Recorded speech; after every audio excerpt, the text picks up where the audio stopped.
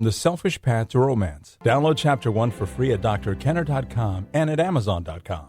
Jeff, you're having some difficulty in dating? Yes, Dr. Kenner. My problem is I have a very tough time approaching women that I'm attracted to, say, if I'm out at a bookstore, strange women that I'm attracted to, strangers to me. I just have a very hard time approaching them. And that's not really the unusual thing because a lot of us are like that, but I'm very familiar with your work. I'm familiar with other psychologists. I've gone over this issue time and time again. And even though I believe I know the basic principles to go about approaching women under these conditions, I still have this problem. I still have this problem where I shut down. I get very nervous. I can't seem to get over it. Okay. Do you know how to take a nervous emotion and tease it apart and actually get to the bottom of it and then to find some data that doesn't support that feeling and end up with a much less nervous emotion? I should say that I have made strides in this area, and I do approach women at times, but usually I have to be very reassured that a woman likes me as well, or has an interest in me as well. And I go through this process, and it usually takes a lot of time. Okay. And that's one of my problems. What do you say to yourself when let's say that that I'm a strange woman, or a stranger, obviously, and I'm in Barnes & Nobles, and you see me, you want to approach me. What would your first thought be that you're aware of? My first thought is what is she going to think of me? And what I should interject here is I know the principle is again that I should be thinking primarily what I think of her.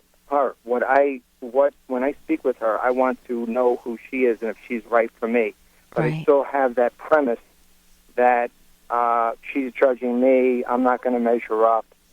So I have some insecurities in this regard. So I understand the principle, but I still can't seem to put it into action. Okay, so if that's what you're feeling, that you're not going to measure up, and you know what you want to be feeling, like if you go in to buy a car, or what is something that you've bought recently? I actually bought a car less than a year ago. You don't think, will I measure up to the car? You think what? I think, will this car be right for me? Will it give me enough gas mileage to go back and forth to work each day? So, I kick the tires and slam the door. Love it. Love it. You need to kick the tires and slam the door of women, and obviously not literally. That's the fact that you can capture that attitude in buying an inanimate object, a car. You can see that you have that mental policy already in your mind of what would please me, what would I enjoy. And I'm not saying that in a relationship, it's obviously she's going to be judging you equally. If you're always thinking I'm defective and if I get too close she's going to criticize me again, my guess is you've had a lot of history practicing that from your childhood. Right. That, I can remember in my own family, bringing home the report card was a moment that, I kind of stood on. I was being evaluated by my parents and by my teachers, and the little comments, Ellen needs to read more. Right. That they would write on it. It's like, oh no, I'm inadequate. I'm a failure. I'm a loser. Or it could be I'm unlovable. If you have a parent that you feel rejects you, whether or not they do is a separate issue. But if you have a parent that makes you feel unlovable because you don't follow their values, right? Then you're. Go ahead. I had that with my father. Tell me about that. Hey, I got to interrupt this because we've got to pay some bills. 30 seconds, that's it. A very quick ad, and then Alan will be back. Romance. I wish I knew more about what girls want from a relationship. Boy, I wish I knew more about what I want. Where's that ad I saw? Here it is. The Selfish Path to Romance, a serious romance guidebook. Download Chapter 1 for free at selfishromance.com and buy it at amazon.com. Huh.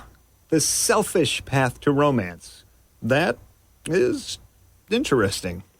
But if you have a parent that makes you feel unlovable because you don't follow their values, Right. then you're... Yeah, Go I ahead. had that with my father. Tell me about that.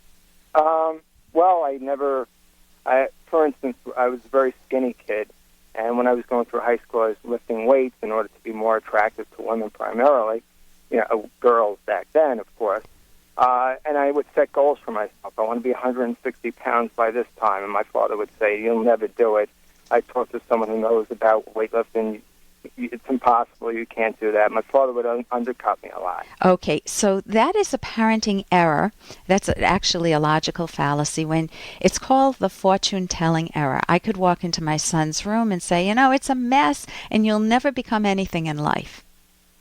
Right. What did I just do? I made a huge leap from one little messy room that everyone has, I have it, Right. to you'll be a failure in life coming from an important person.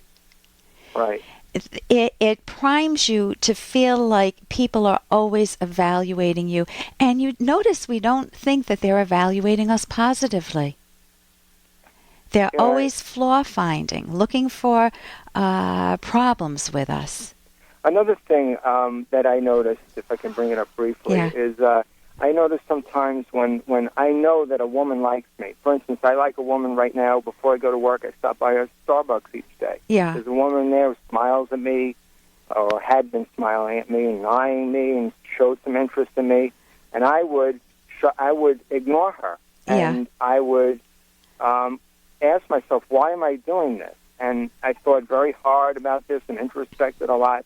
And I found out that I felt a sort of anger towards women. This was my way of getting back at women from my past who rejected me. Okay. And it's just a way of treating women as a collective and not treating her as an Wonderful individual. that you're able to see each person as an individual.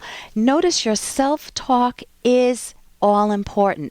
All that stuff you say to yourself when you're in Borders about to meet that woman, or, to introduce yourself, and everything you say to the other woman, or you don't say to the Starbucks woman, and then you start to generalize about women.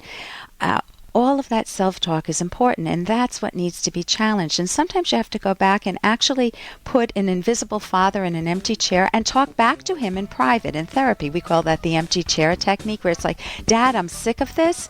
I can lift weights. I'm going to do what I want. And then that somewhat liberates you to say, I'm in the driver's seat. So sometimes you take those significant events and can replay them. I would recommend the book Mind Over Mood by Dennis Greenberger and Christine Padetsky on my website, drkenner.com. Thank you so much. I'm Dr. Ellen Kenner. Live a little. And here's a little more from Dr. Kenner. I don't know when I've enjoyed an exhibit more. The artist's choice to make that still life a monochrome was a stroke of genius. Conveyed such despair. Yes, it was so refreshing to see a sad peach. And have you ever gone to a museum or looked in an art gallery and you say, oh my God, that is junk. That is crap. I can do so much better than that. And not only that, I would never, never consider painting a sad peach. I would not want to isolate despair in a painting. I would want a painting to give me hope. And when I look through my own mind, I'll speak as myself now, when I look through my own mind, that is what I want from artwork. Whether it's a movie or a book, or whether it's a statue or a painting, what I want to do is to make me feel excited about my life, excited about the possibilities, excited about my world. So when I leave a movie theater after I've paid a lot of money to go in there, I don't buy the popcorn, but paid a lot of money, I want to feel like, wow, that was a great movie. I feel better about the world. I feel better about my life. And that is the wonderful role of art. If you want to learn more about the role of art in your life, there's a little book, The Romantic Manifesto by Ayn Rand, Aynrand. If you want to experience something wonderful in art, you could read her novels, The Fountainhead and Atlas Shrugged. Those books changed my life. I went back to school and got my PhD in psychology instead of knitting socks on circular needles. For more Dr. Kenner podcast, go to drkenner.com and please listen to this ad. Here's an excerpt from The Selfish Path to Romance by Dr. Ellen Kenner. Most of us believe we are good listeners, but few of us actually listen well. Signs of poor listening include focusing on irrelevant issues, selectively hearing what you want to hear and avoiding some important point, wishful hearing, jumping to conclusions, tuning out, interrupting your partner, and changing the topic. In contrast, active listening requires that you be courteous. Do not interrupt or jump in with attacks. Listen with fully focused attention. Avoid mental drifting. Temporarily set aside your own thoughts and responses to grasp what your partner is saying, and clearly indicate that you are listening. This requires good eye contact and occasionally letting your partner know that you are following by saying, "Uh-huh," or "I see." You can download Chapter 1 for free at drkenner.com, and you can buy the book at amazon.com.